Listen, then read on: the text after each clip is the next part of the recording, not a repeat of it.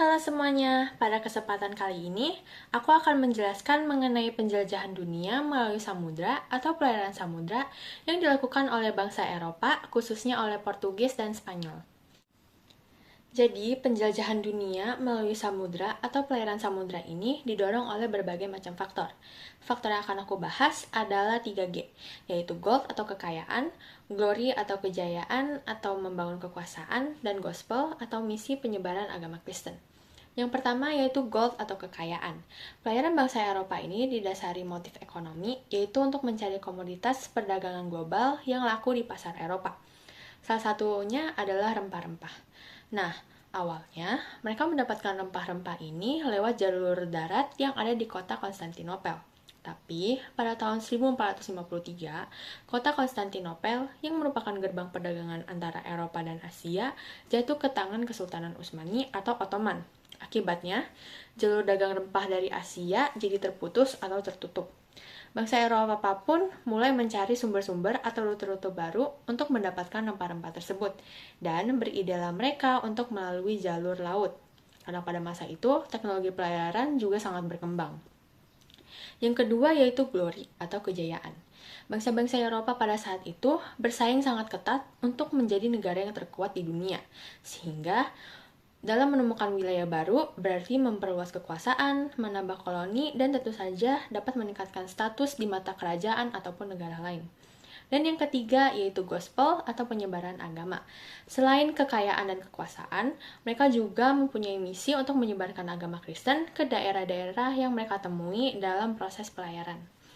Setelah mengetahui faktor-faktor yang mendorong bangsa Eropa melakukan pelayaran samudra, sekarang aku akan menjelaskan proses penjelajahan bangsa Eropa melalui laut yang dipelopori oleh Portugis. Penjelajahan ini pertama kali didorong oleh Pangeran Henry atau yang lebih dikenal sebagai Henry Sang Navigator, di mana Henry dan para pelaut Portugis pun mulai menyusuri pantai barat Afrika dan mendapatkan informasi mengenai wilayah penghasil rempah-rempah di Asia dari pedagang Arab yang berada di Afrika pada saat itu. Ekspedisi ini pun dilanjutkan oleh Bartolomeu Dias yang mencapai suatu wilayah bernama Tanjung Harapan di wilayah Afrika Selatan.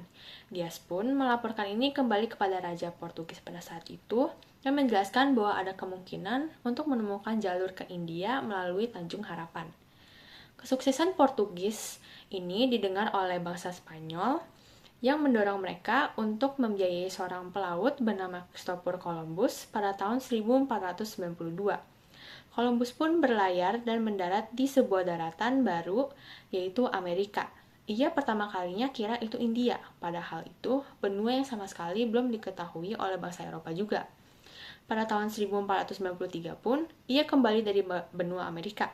Tapi, bukannya kembali ke Spanyol, ia malah mengunjungi Portugis dan memberitahu penemuannya pada Raja Portugis saat itu. Hal ini pun kemudian memicu konflik antara Portugis dan Spanyol. Paus pun harus turun tangan untuk menyelesaikan konflik, yaitu dengan dibuatnya perjanjian Tordesillas yang menjelaskan bahwa dunia dibagi menjadi dua bagian, yaitu bagian sebelah barat yang menjadi bagian wilayah penjelajahan Spanyol dan bagian timur yang menjadi bagian wilayah penjelajahannya Portugis. Kembali lagi ke sisi Portugis, ekspedisi Portugis ini dilanjutkan lagi oleh Vasco da Gama yang berhasil berlabuh di Calicut, India pada tahun 1498. Dengan penemuan ini, artinya Portugis bisa membeli rempah-rempah secara langsung. Sedangkan di sisi Spanyol, ekspedisi dilanjutkan oleh Ferdinand Magellan sekitar tahun 1519, di mana ia berlayar ke arah barat dan mencapai ujung benua Amerika, dan dari sana ia menyeberangi Samudra Pasifik dan berlayar ke Filipina.